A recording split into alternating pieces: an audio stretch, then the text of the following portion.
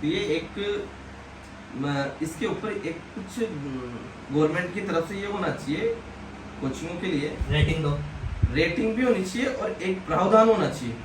अभी जैसे आज सीबीएसई स्कूल में आपको मान्यता लेनी पड़ेगी, कोचिंग में भी ऐसा सिस्टम होना चाहिए कोटा के अंदर। मैं ये चाहता हूँ भाई इस तरह से होना चाहिए कोटा में भी, भाई कम से कम वो रिक्वायरमेंट तो प्रत्येक कोचिंग वाला फिलअप करे। जैसे भाई आपके जो टीचर्स पढ़ा रहे हैं उनका क्या एक्सपीरियंस है, उनका क्या बैकग्राउंड है और उनकी क्वालिफिकेशन क्या है, वो सारी चीज़ें उसमें ऐड होनी चाहिए, है ना। अब उसमें और एक वो होना चाहिए कि कम से कम 2 लाख 3 लाख रुपए तो वहाँ जमा होने चाहिए, जब जाके तो उसकी एनओसी मिले कोचिंग चलाने की। तो हर तीसरा व्यक्ति खड़ा होकर यूँ निकले 10 मुंडे लेके कि हाँ मैं भी कोचिंग चला रहा हूँ, है ना। भाई एक लेवल होना चाहिए, वो लेवल होगा जब भी फीस का भी स्तर सुधरेगा और पढ़ाई का भी स्तर सुधरेगा।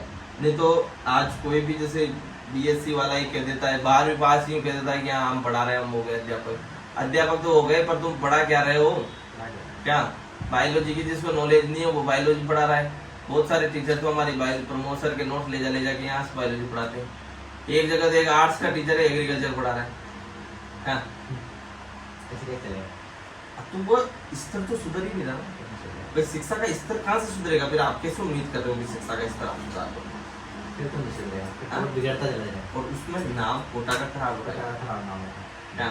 बच्चा तो ये है कि बच्चे तो थोड़ी सी मौज मस्ती मिल जाए। बहुत सारे बच्चे ऐसे होते हैं तो और कुछ नहीं चाहते, उनको तो चाहिए कि हाँ बड़े थोड़ा सा माहौल मिल जाए, चमक दमक मिल जाए। अब टीचर शुरू में जाते हैं ना, नए पिक्चर जो नए होते हैं वो शुरू में तो जैसा डेमो देंगे जोरदार, और डेमो ही थोड़ा ना पढ़ना है आपको, साल भर पढ़ना है, रिजल्ट लाना है। फिर बाद में पता चलता है पिछले साल हुआ ऐसा, 3 बच्चे यहाँ से गए थे, अभी मैं कह रहा था वो बच्चे यहाँ के नोट ले जाके पढ़ रहे हैं वापस, क्या।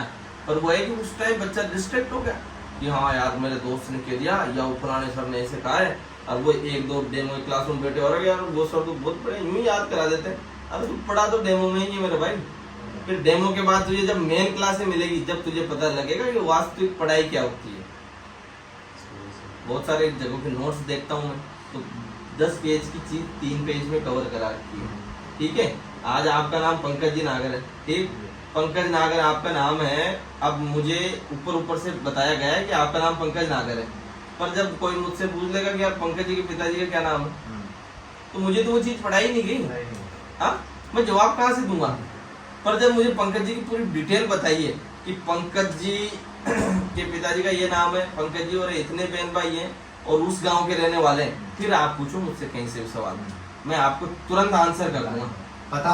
पता होगा तभी तो ऊपर से पढ़ाना अलग होता है। ये सभी चल रहा है लाइव। हाँ। ये अभी इस लाइव के माध्यम से मैं सभी जो विद्यार्थी देखेंगे उनको मैसेज देना चाह रहा हूँ कि आप भटके नहीं, और कोचिंग वाले या कोचिंग वालों के बेखाओं में आगे कि हाँ हम ऐसे करेंगे, उन चक्रों में भटके नहीं। क्योंकि डेमो तो सब जगह का बढ़िया होता है, क्योंकि उसका नाम ही डेमो है।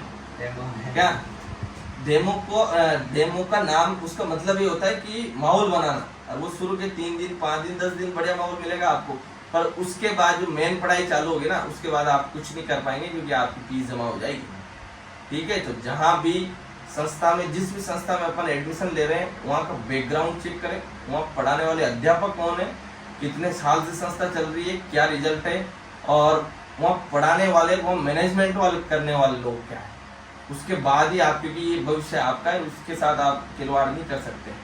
क्योंकि 12वीं क्लास एक ही बार करोगे आप, 10वीं क्लास एक ही बार करोगे, बार आप 12th क्लास करने नहीं बैठोगे। तो ऐसी चीजें सामने देखने को मिलती है।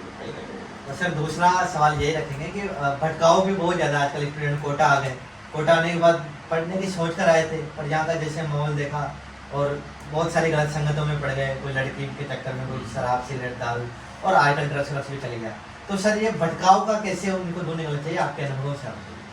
भटकाव का मेन रीजन ये रहता है कि बच्चा 10वीं तक अपने पेरेंट्स के पास रहता है, तो पेरेंट्स के पास रहता है या अपने बड़े बहन भाई के साथ रहता है, तो उनके ऑब्जर्वेशन में होता है, वो उस पर बंदिशें होती है। अब एकदम से गांव के बच्चे जैसे एकदम से अगर कोटा आए, कोटा आने के बाद वो सोचते हैं कि अब मुझे एक फ्रीडम वाला एनवायरनमेंट मिल गया।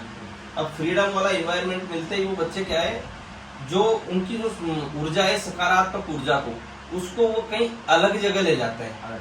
वो यार दोस्तों के चक्कर में इधर उधर किसी ने कह दिया कि यार ऐसे करना है तो उसके साथ ही चल लिए, पढ़ने नहीं आया कोई बच्चा, तो भटकाव का सबसे बड़ा रीजन एक तो है कि मोबाइल आपको दिया है अपने पेरेंट्स ने, तो वो सुविधा के लिए दे रखा है, पर आप सुविधा की जगह उसको असुविधा में यूज ले रहे हो।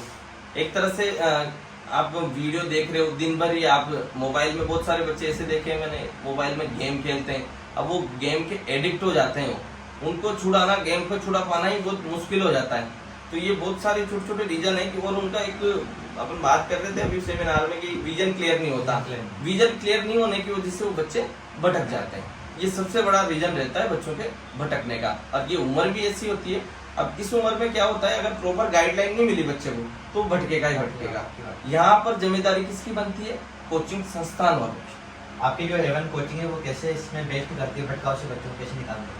भटकाव से बच्चों को निकालने के लिए मैं खुद मॉनिटरिंग करता हूँ प्रत्येक बच्चे की। अरे वाह, मैं खुद मॉनिटरिंग करता हूँ प्रत्येक बच्चे की, और मुझे लग रहा है कि कोई बच्चा जैसे डिस्ट्रैक्ट हो रहा है पढ़ाई से, तो मैं उसको अपने ऑफिस में बुला के उस बच्चे से बात करता हूँ कि बेटा किस तरह से आपको प्रॉब्लम आ रही है।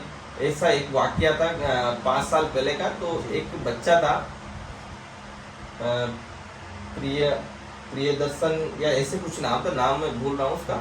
वो बच्चा पढ़ने में बहुत अच्छा था, पर वह जब ये मोबाइल गेम के चक्कर में उसने किसी से, वो मोबाइल में पैसे लगाते ना गेम के सब्सक्रिप्शन लेने के लिए, उसने किसी से 10,000 रुपये ले लिए। 10,000 लिए तो सामने वाले ने उसको लिमिट थी टाइम पैसे वापस करने की, 45 दिन में तुझे देने, पर वो 45 दिन में वो पैसे वापस नहीं दे पाया। तो उस बच्चे के 10,000 उस आदमी ने 25,000 कर दिए, उस बच्चे को परेशान करने लग गया वो। तो वो बच्चे का ना तो पढ़ाई में मन लग रहा था, ना क्लास में मन लग रहा था, वो बिल्कुल डिप्रेशन टाइप पे। मैंने उसको बच्चे को बुलाया, मुझे लगा कि यार ये बच्चा डायरेक्ट बिल्कुल लो जाता लग रहा है।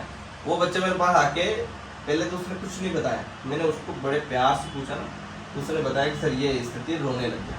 अच्छा, हाँ, मैंने उसके पेरेंट्स को बुलाया बच्चे को, और उस जिस आदमी से पैसे लिए थे उसको भी बुलाया, और उस आदमी से कि भैया अगर तू बच्चे को परेशान करेगा तेरी कंप्लेन करेंगे, और उसकी मूल राशि मैंने उसको वापस दिलाई, 10,000 रुपये उसको वापस दिलाए। उस बच्चे ने उसके बाद कसम खाई कि मैं कभी भी मोबाइल में गेम वगैरह नहीं खेलूंगा, और वो बच्चा 88% से पास होकर हमारे पास से निकला। तो ऐसी बहुत सारी चीजें होती है, अगर अपन बच्चे की गाइडलाइन करेंगे अच्छे से, उसको उसकी मॉनिटरिंग करेंगे, उस पर ध्यान देंगे, तो वो बच्चा डिस्ट्रैक्ट नहीं होगा।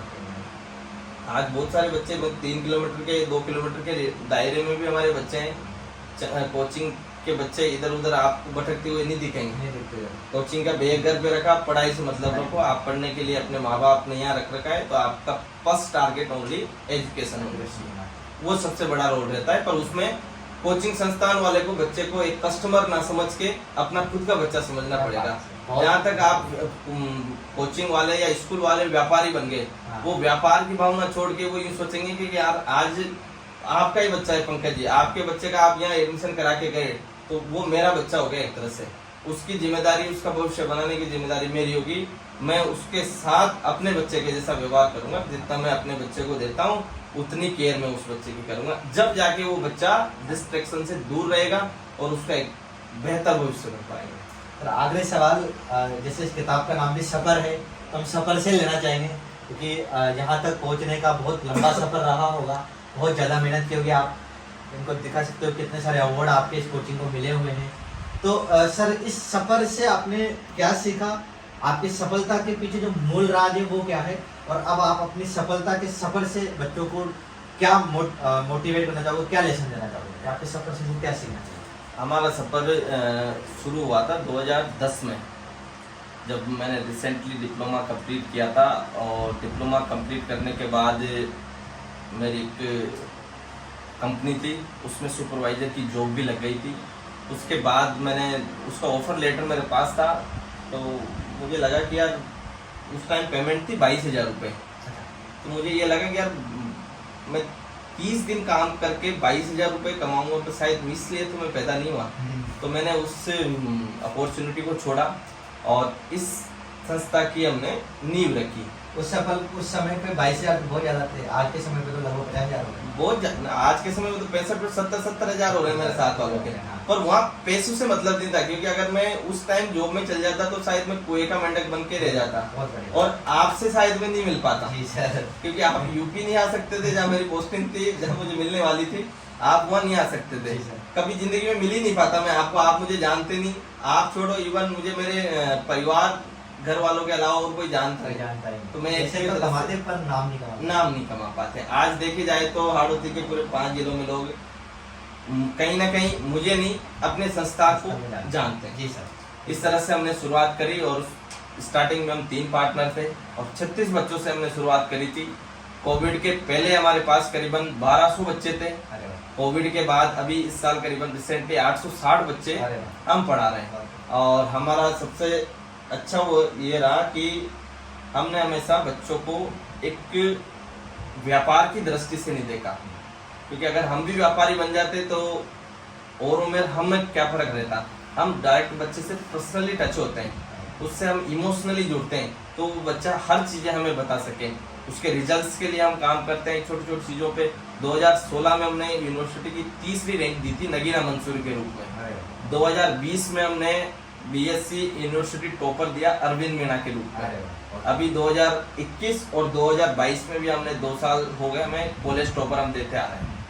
तो इस तरह से वो एक सिलसिला था, और इन सब के पीछे सबसे बड़ा जो श्रेय दूंगा मैं अपने स्टाफ को दूंगा, क्योंकि अभी 40 जनों का स्टाफ है, पर वो पूरा स्टाफ पूरी तरह डेडिकेटेड है संस्था को लेकर। हेड हैं मिस्टर रामेश जी मीणा सर, डायरेक्टर हैं यहाँ के, और बहुत ही बेहतरीन। मैं खुद इनके कोचिंग में आया, मैंने देखा कि बहुत ही बेहतरीन शिक्षा दे रहे हैं, एक एक बच्चे पे काम कर रहे हैं, उनको पर्सनली मोटिवेट कर रहे हैं। हमें बुला रहे हैं कि हम इनको बच्चों को मोटिवेट कर सकें। हर महीने हर 2 महीने में क्लास होती है, वीकली टेस्ट इनके हो रहे हैं, और भी एक एक बच्चे को भविष्य की जो नींव है, उनकी इस नींव को 10th 11th 12th की जो नींव है उसको मजबूत कर रहे हैं। सर ने बताया कि ये टॉपर रखते हैं हर साल, यूनिवर्सिटी टॉपर, कॉलेज टॉपर, इनके ही यहाँ से निकलते हैं। और सर ने कहा कि नहीं, ये शुरुआत है, अभी हमें बच्चों को और भी आगे बढ़ाना है। जो उस क्षेत्र में है उस क्षेत्र से उनको जोड़ना है, और हर एक बच्चे को एक बेहतर शिक्षा देनी। ऐसा नहीं कि यहाँ बुला लिए और उनसे जो भी पैसे हैं वो ले लिए, उसके बाद उनको भूल गए कि भैया यहाँ से जाने के बाद तुम अपने रास्ते, हम अपने रास्ते में। वो यहाँ से ही ऐसी नींव इनकी मजबूत कर देते हैं कि यहाँ से जाने के बाद भी बच्चा एक ऐसा वृक्ष बनकर निकलता है कि उसके जो फल हैं वो पूरे समाज को, पूरे राज्य और पूरे देश को मिलते हैं। मतलब कि बच्चा ना सिर्फ अपना नाम रोशन करके यहाँ से निकलता है, बल्कि अपने समाज का और अपने राज्य, अपने गांव का नाम रोशन करके यहाँ से निकलता है। सर बच्चों को, बहुत से बच्चे हैं उनको जो गरीब हैं उनको कम फीस में भी पढ़ाते हैं। ऐसा नहीं कि पैसे ही सब कुछ है इनके लिए मायने हैं शिक्षा। और ये मैं इस वे पे नहीं बोल रहा हूँ कि मैं इनकी कोचिंग में जाऊँ, मैंने खुद ने इस चीज़ का अनुभव किया है, और इन्होंने सारी चीज़ें रिजल्ट दिखाया है, और मुझे सर से मिलकर बड़ा अच्छा लगा। इसलिए मैं सर को अपनी जो किताब है सफर मंजिल और जिंदगी वो भी भेंट करना चाहूँगा, और सर इस किताब को लें और भी तरक्की करें और बहुत आगे बढ़ें। धन्यवाद सर।